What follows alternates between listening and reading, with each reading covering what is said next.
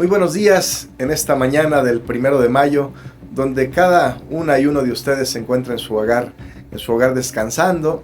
Y bueno, pues en el Colegio de Abogados del Estado de Michoacán, que actualmente coordino, su servidor, Gamaniel Esparza Verduzco, el día de hoy nos acompañan dos destacados colegiados, el maestro Abraham Salazar y el maestro Simón Vaca Suárez, con quienes platicaremos acerca de este proceso inédito que se avecina con la elección judicial y sobre todo que podamos disipar algunas dudas que tenemos toda la ciudadanía en esta materia. Un proceso extraño, un proceso nuevo, pero además que tenemos que adaptarnos a esta circunstancia. Bienvenidos, maestro Simón, maestro Abraham. Excelente día a todas, a todos. Un gusto estar aquí compartiendo la mesa. Sí, muy buenos días, muchísimas gracias por la invitación y pues bueno, a continuar con este trabajo de difusión e información. Gracias. Bueno, quiero comentarles que los maestros Abraham Salazar y Simón Vaca Suárez son integrantes de una sección académica dentro del Colegio de Abogados que se llama Innovación y Tecnologías Aplicadas al Derecho.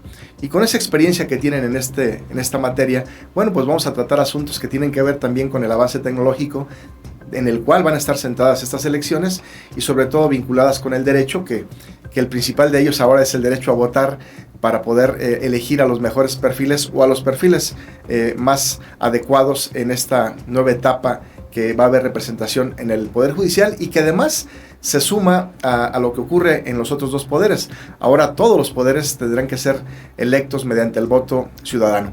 Un proceso inédito, estimados maestros. ¿Qué nos podrían decir al respecto de las implicaciones que va a tener este proceso que ya empezamos a conocer y que ahora no hay más que dar marcha adelante y continuar con él, pero tenemos que saber de qué manera lo vamos a hacer para que no haya irregularidades, no haya inconformidades y sobre todo que lleguen quienes tienen que llegar a representarnos en la administración de justicia? Les escucho.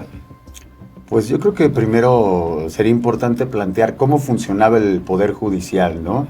La meritocracia, pues de alguna manera era la moneda de cambio mediante procesos ya sea de selección y después bajo los exámenes precisamente que se fueron generando para acceder a estos puestos. El cambio principal que implica esta reforma, pues evidentemente es el de la elección de estas plazas judiciales por medio del voto de la ciudadanía. Y creo que de entrada pues nos impondría entonces como ciudadanos una nueva obligación, que sería la de conocer precisamente a las y los candidatos a esta elección, saber qué es lo que hacen cada uno de ellos y después saber cuáles son tanto las capacidades, la formación y las plataformas de cada uno de ellos, ¿no? A grandes rasgos creo que ese sería el primer gran planteamiento, ¿no?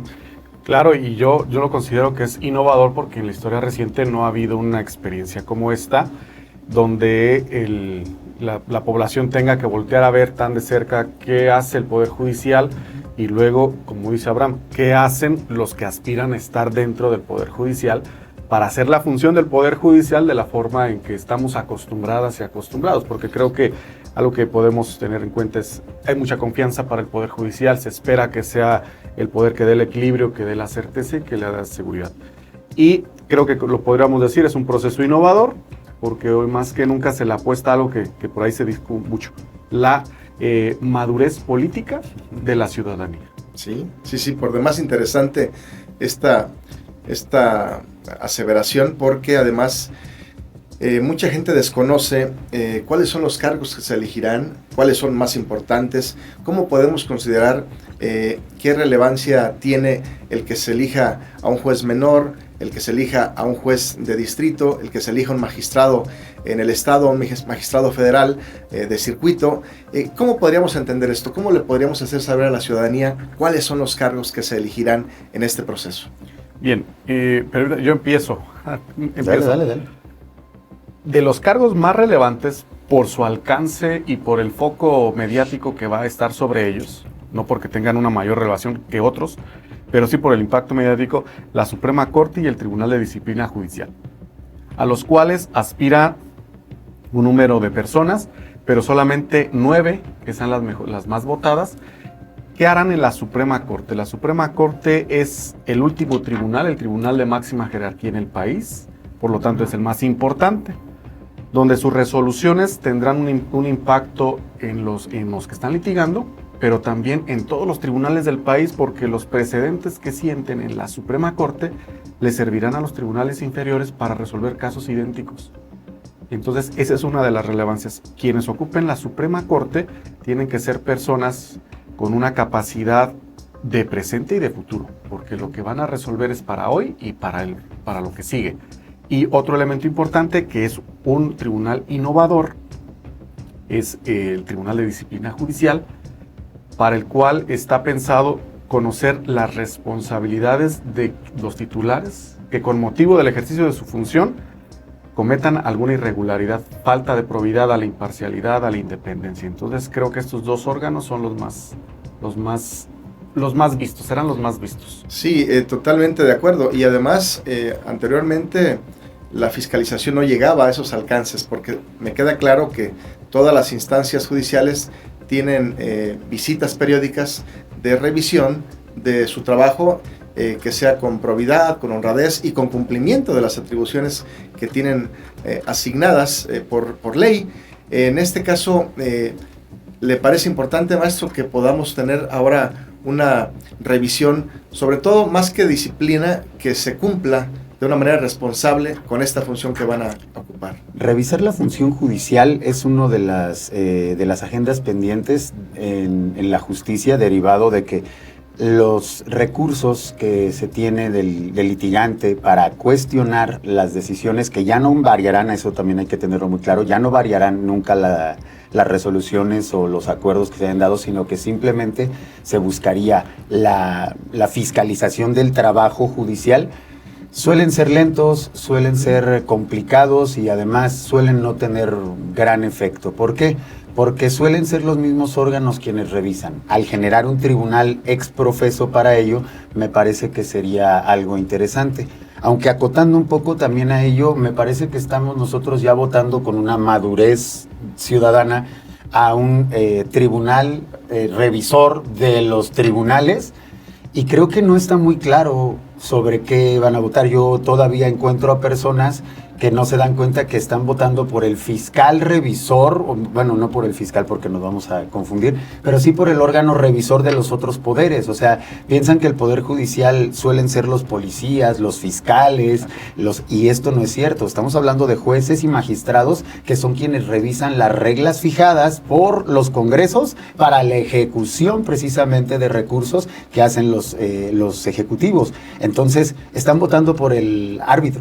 Sí. Están votando por el árbitro de sus dineros y de sus intereses. No están votando por alguien que debe de ser amigo de los otros poderes, sino están votando por alguien que debe de ser independiente para poder fiscalizar las reglas sobre las cuales deben de trabajar, ¿no? Sin duda. Y además tendremos que empezar a conocer poco a poco más de la función que estos desempeñan, y además de que esta vigilancia y este cuidado pues tendrá que ser en beneficio de que este producto que ellos emiten al final, que es una sentencia, bueno, pues sea de manera proba, de manera adecuada y sobre todo en cumplimiento de la ley. Y bueno, vamos a entrar.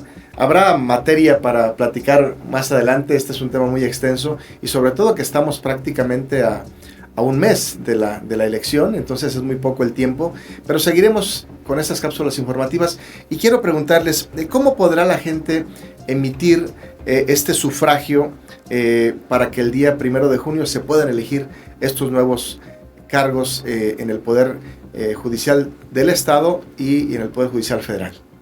Bien, yo creo que con nos vamos a retornar un poquitito. Cada persona va a recibir un número determinado de boletas con un color distinto. Y ese color hace alusión al cargo para que aspira cada una. Entonces, usted va a recibir, ejemplo, 5 boletas, de las cuales las va a distinguir por un color, y ahí es para el órgano de la disciplina judicial, para la Suprema Corte, las magistraturas o los juzgados. Y ahí es interesante, cuando usted esté escuchando las propuestas de los perfiles, tiene que dar cuenta de que no van a hacer lo mismo. Quien aspira a un juzgado de distrito es la persona que prima facie o de entrada va a revisar el caso. Con las reglas, como dijo Abraham, así, estricto. No puede decir lo que la ley no le permite y no puede resolver lo que en las pruebas no se sostiene. Y luego vienen los magistrados. ¿Para qué les servirán los magistrados? todo esto es un derecho humano al recurso judicial efectivo. No es que desconfiemos del trabajo de jueces. Tener magistrados no es para desconfiar del trabajo de jueces, es un derecho y una garantía de todas las personas para que esa resolución sea revisada por un superior jerárquico que pueda modificar, confirmar o revocar y modificar esa sentencia también. Entonces, bajo este escenario, sea consciente de que la boleta, entiendo que el color amarillo, creo que es el color amarillo para los jueces de distrito, no recuerdo el color de la boleta, creo que es rosa, para las magistraturas. Entonces, uno es control, uno es equilibrio y al final ya todo es orden. Sí, una novedad en muchos aspectos. Dices un retroceso, pues sí, porque han hecho estimaciones que entre 5 y 10 minutos no va a tardar este proceso de meter una serie de plataformas que tendrá que conocer el ciudadano, como les decía, esta obligación que ahora nos impone, ¿no? De conocer la propuesta, de conocer el trabajo, de conocer la formación y aparte de todo, estar ahora también sobre estas resoluciones porque la popularidad se gana a través de tiempo, esfuerzo, entonces ese tiempo y esfuerzo puede ir en demérito proporcional pues de la calidad de las sentencias por ese tiempo invertido. Entonces tendremos que estar ahora todos muy pendientes también de cómo funciona ese sistema judicial, ese árbitro y ver que realmente está haciendo su trabajo, porque si nos volvemos todos nada más amigos del árbitro, híjole, no va a haber suficiente partido, ¿no? Para que todos salgamos beneficiados. Claro, algo que choca... En este momento se me ocurre pensar que al mencionar la palabra estimar, bueno, choca contra los principios del abogado. Nosotros no podemos emitir un juicio previo o prejuzgar. Y bueno, estas estimaciones seguramente nos demostrarán que no estamos equivocados cuando llegue el momento de la elección, porque desde luego que suponemos que va a haber una poca votación, que va a ser complejo la forma de votar, que el tiempo que va a durar cada quien en la casilla es corto o es muy largo, que a algunos los va a desesperar y quizás se quieran retirar del lugar. Lo que sí es un hecho es que tenemos que cumplir con este ejercicio y una vez que lo tengamos concluido, saber en qué se falló, saber si estuvimos en lo correcto y además que van a existir preferencias quizá por... el parentesco, porque nos caiga bien la persona, pero no porque tenga ese talento para andar difundiendo su capacidad o su carrera judicial, o si no la tienen, su preparación, que muchos de ellos van a participar buscando el voto sin haber sido parte de una carrera judicial, pero quizá tengan ese carisma necesario que cautive al votante y que finalmente pueda ser quien esté al frente de una de estas importantes posiciones en la Administración de Justicia. Y bueno, para concluir esta primera de varias sesiones, ¿cómo tienen conocimiento de cómo será ese conteo para que al final podamos estar satisfechos de que este ejercicio electoral fue como lo planeó el propio poder que determinó que fuese así? Y si las reglas del juego o los lineamientos están claros para los demás, ¿qué opinan al respecto? ¿Cómo se va a llevar a cabo este conteo final? Me gustaría tomar la vanguardia aquí para precisar un dato. Usted no solamente va a votar por una persona, es curioso.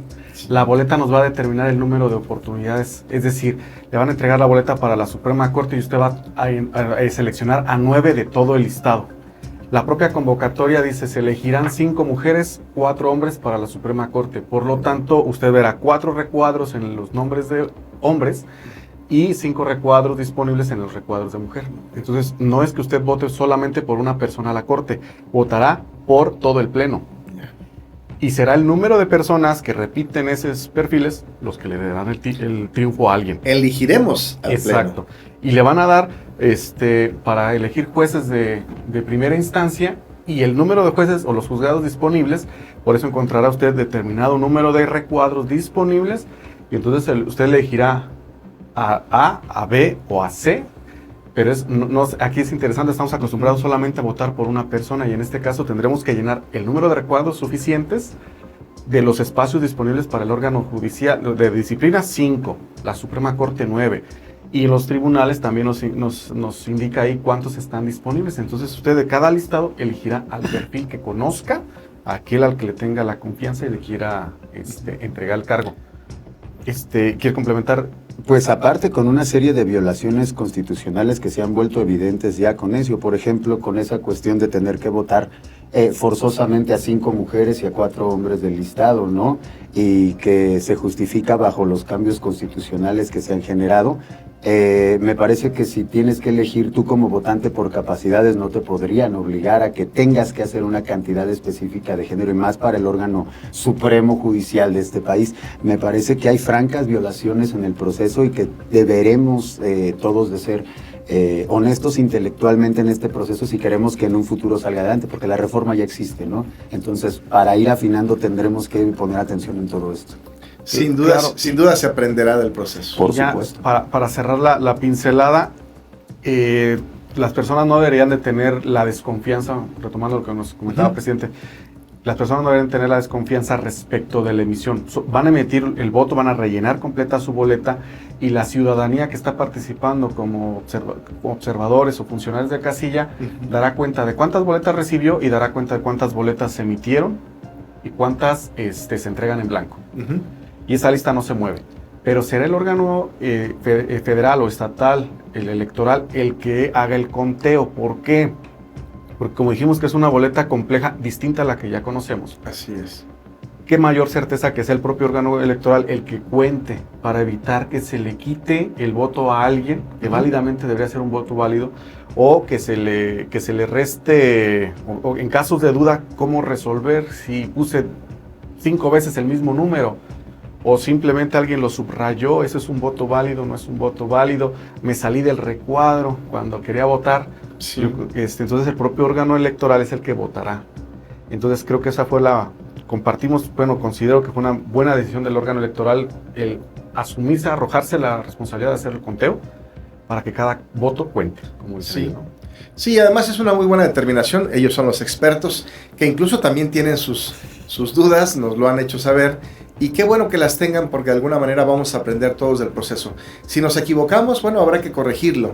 Si lo hicimos bien, habrá que mejorarlo, y que esté listo este proceso para el siguiente, que será en el 2027, y que de alguna manera va a ser un poco más complicado porque va a empatar elecciones de otros poderes, y tendremos incluso nuevas figuras dentro de la Administración de Justicia.